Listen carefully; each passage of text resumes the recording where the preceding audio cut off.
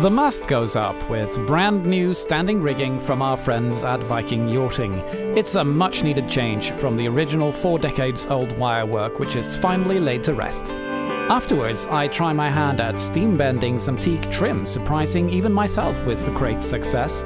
Some more teak trim is put into place, and finally, we can officially give Marella her name. But summer is closing fast, and now it's time to hurry up and get Marella ready for cruising. My name is Andy, and this is the story of one small ship.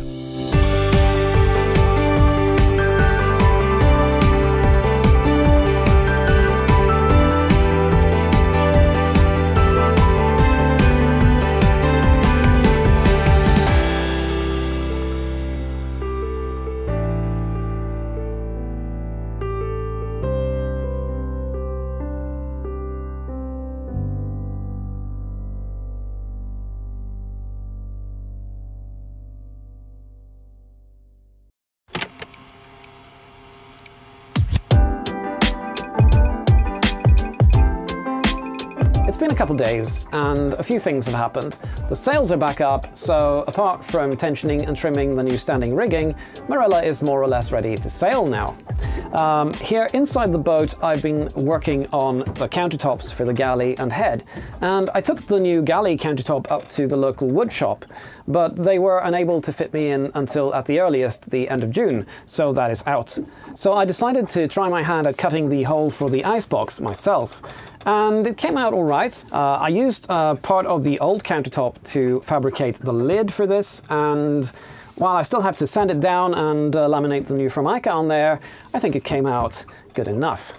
I'll get back to the galley countertop in a second, but let's take a look in the head first. Well, if there's one thing you can say about the head in this boat, it is that it is not spacious. But I think it's starting to look pretty good. My steam bending experiment came out really well, and seeing it all put back into place, I'm really liking the way that this looks. The trim in here still needs a bit of work, and there are a couple of pieces that I still need to put in, not least of which is this bit that I made last year but I haven't put in yet. I also need to figure out a way to hide all of these cables that are routed all around this area. I do not like having them routed openly like they are now. I also want to cover this edge over here in some nice trim, so I'll figure out a way to do that. So back here in the galley, what I want to do now is mount the faucet again, and this time I'm going to mount it here to the side. I think it's probably a matter of personal taste, but for me it works really well to have the faucet mounted to the side so that it swings neatly out of the way when you need it to.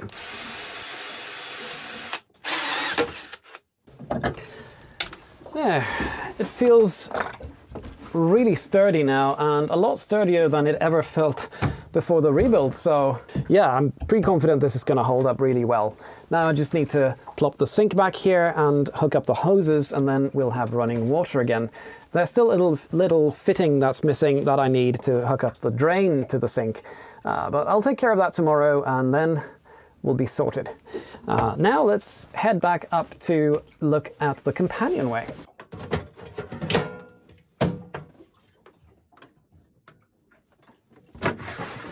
I refabricated all of the companionway trim back in 2020, and when I did, I screwed them into the cockpit side like this with 3 screws inside this groove here, and it worked quite well for a while, but since this bulkhead is filled with Divinycell foam, well, now they're just slipping and coming right out like this.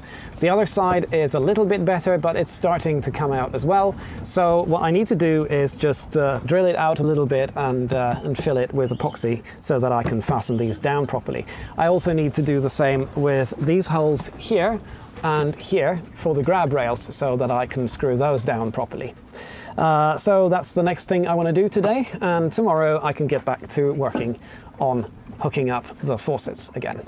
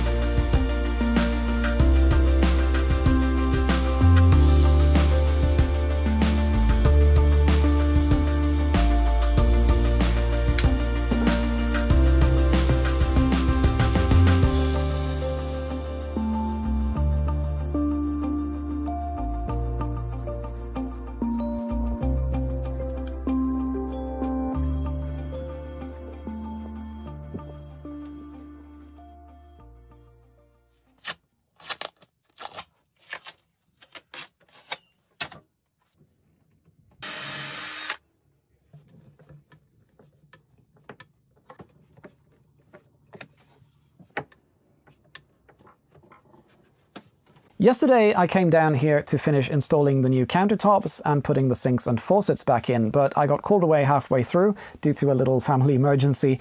So today I finished that up and I filled the water tanks, and we now have running water again on Marella, which works fantastically. But I did have time to drill out and fill the old screw holes for the companionway trim, and since that's cured now, I've put all of the trim back and it feels really solid, and I'm super happy with how it came out.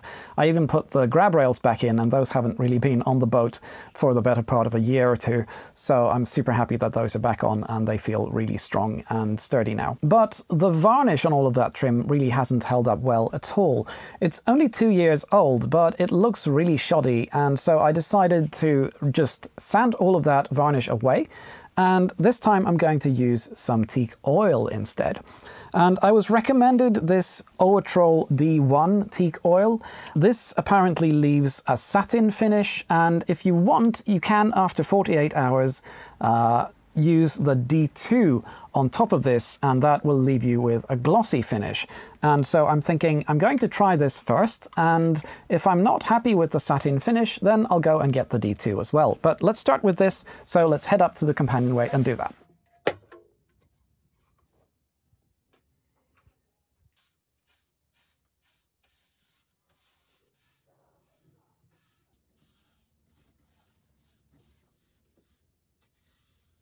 Well, I seriously underestimated how much work this is.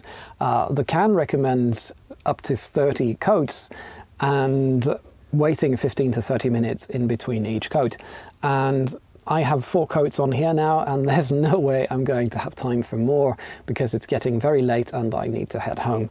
So hopefully this hasn't dried too much in the morning that I can put another couple of coats on here and keep going, but we'll see in the morning. Anyway, I'm really happy with how today went because I got the countertops back together, both in the galley and the head. I've got running water back, I've filled the water tank, and I've got the companionway trim back up and started to put oil on there. I've also spent some time polishing the inside of the cockpit, so yeah, things are looking up. Tomorrow I'm going to head back down here and hopefully we can take a look at the dinghy rings and what I plan to do about those. And yeah, then I need to continue with the rest of the list of projects. But for now, I'm going to head home and I'll be back here tomorrow to hopefully take a look at the dinghy and the dinghy rings. All right.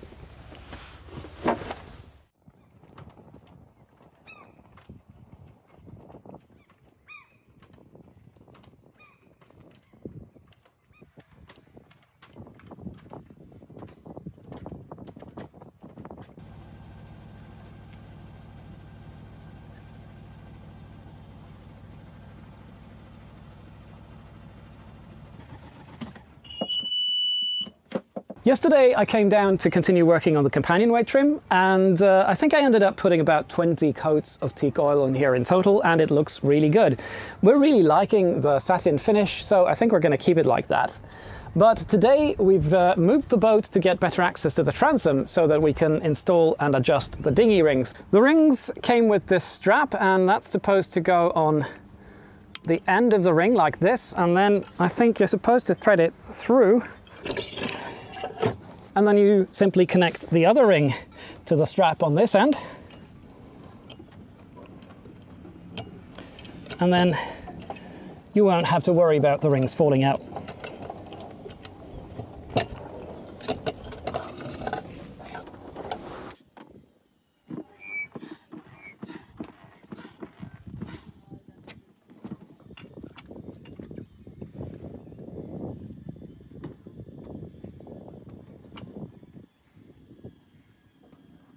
The straps go between the dinghy and the rings to hold the pontoons down inside the rings, like this. And now we can just lift the dinghy up.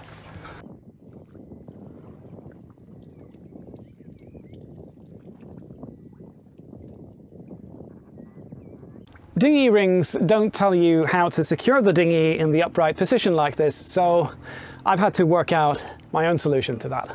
When I was considering my own solution to the dinghy davits, I was considering putting some blocks and tackle on the push pit and securing the dinghy using those. So I'm going to do exactly that for this as well.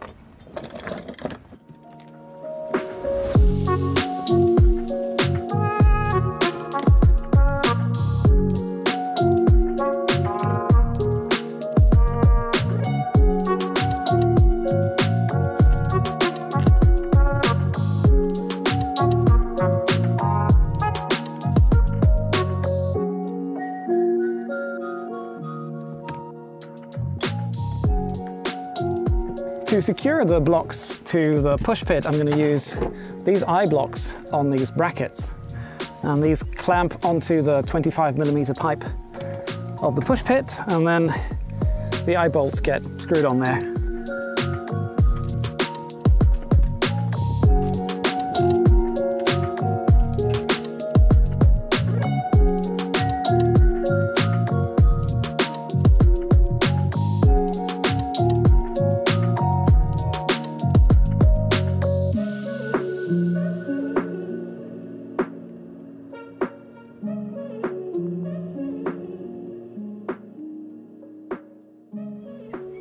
Well,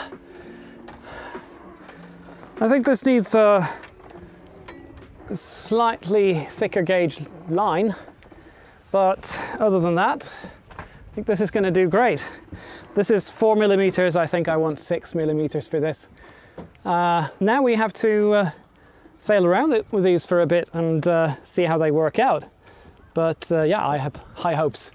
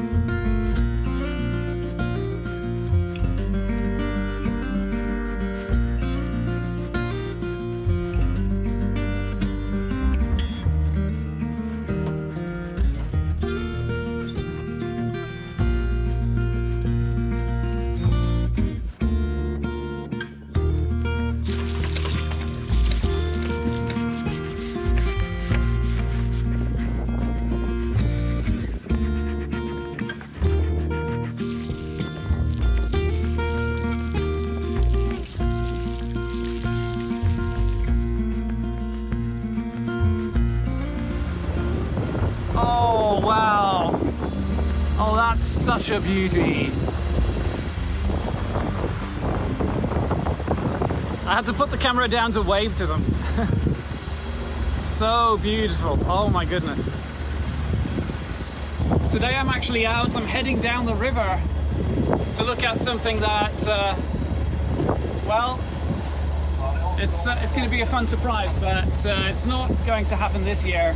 I'm going to save it for next year, but found a thing, and yeah, it's rather big, so I have to move the whole boat to get to it, and it's a couple of miles down the river, and the bridge is opening at 11:30.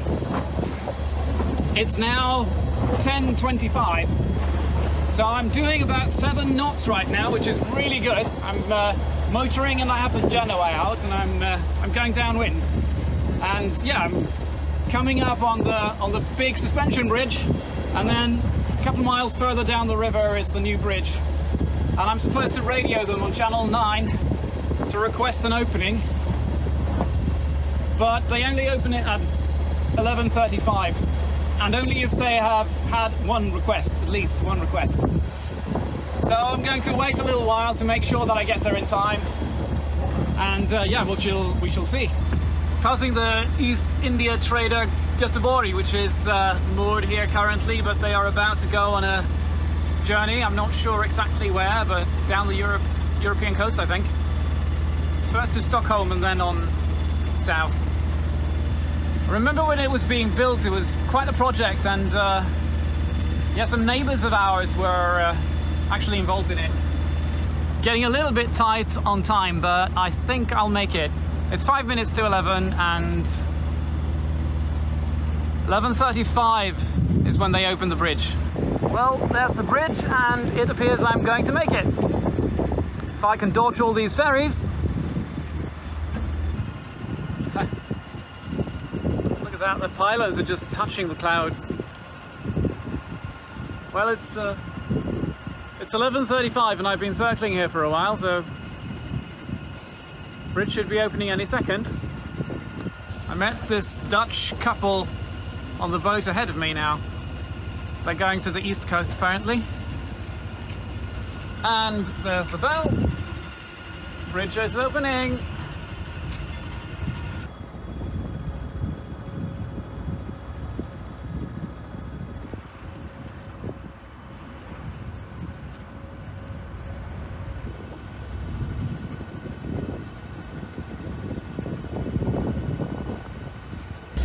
Crossing the bridge went exceptionally well. Now I just need to find where to moor the boat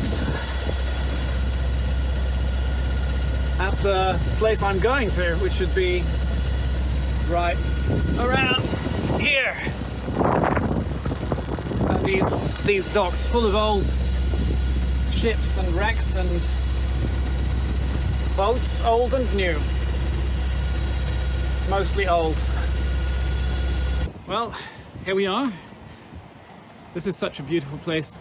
It's Ringen, just up the river from downtown Gothenburg, and yeah, I'm here to pick up this Felix forestay that I found. And yeah, the idea is to make a cutter stay, but I hope the length is right, and that way I'll be able to have 2 head sails filled up at once. But yeah, the project's a little bit bigger than that because it involves possibly a new bowsprit as well. But yeah, I'm going to try to get this thing aboard, and then I'm going to have coffee and go and sort out the details with the chaps who I bought this from. I will bring you back.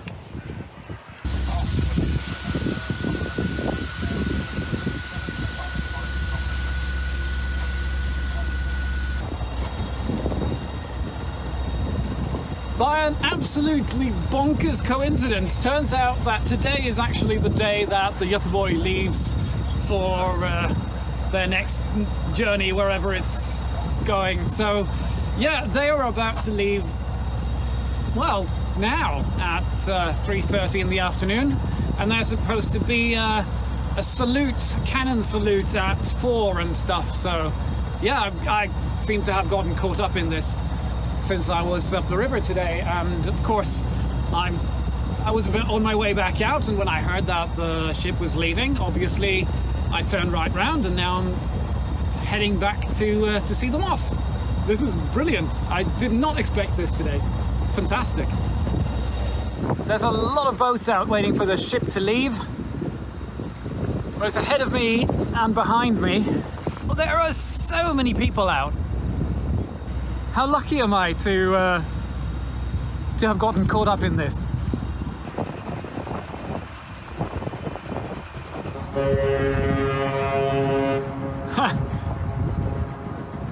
Here comes the Denmark ferry, wants to pass. Oh well, guess we can't get out of the way then.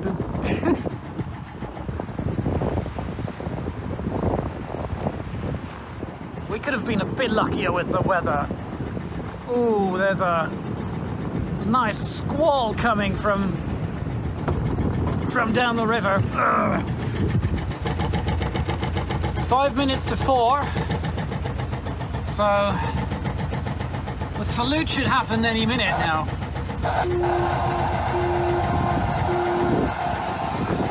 Three blasts, I don't know what that means. I think it means the ship is leaving. There she goes. She is free.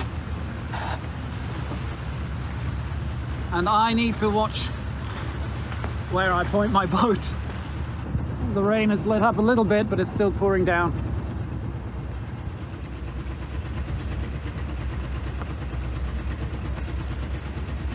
And now we're just waiting for the salute. Should be any second now.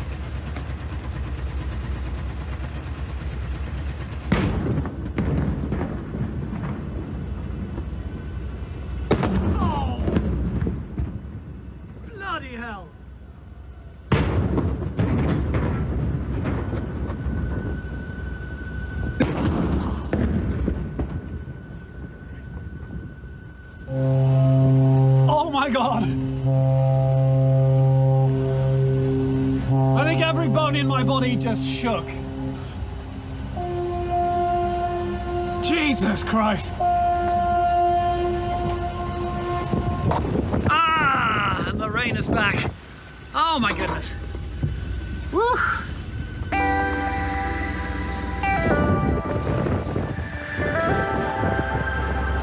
I could have had better luck with the weather, but this was such an amazing experience. Well, that's it for now. If you've enjoyed this episode, please help us out by leaving a like. It really does make a big difference, and press subscribe and hit the notification bell to follow us on our journey. You can also follow us on social media, check out the links below for that, and thank you so much for watching. Fair winds.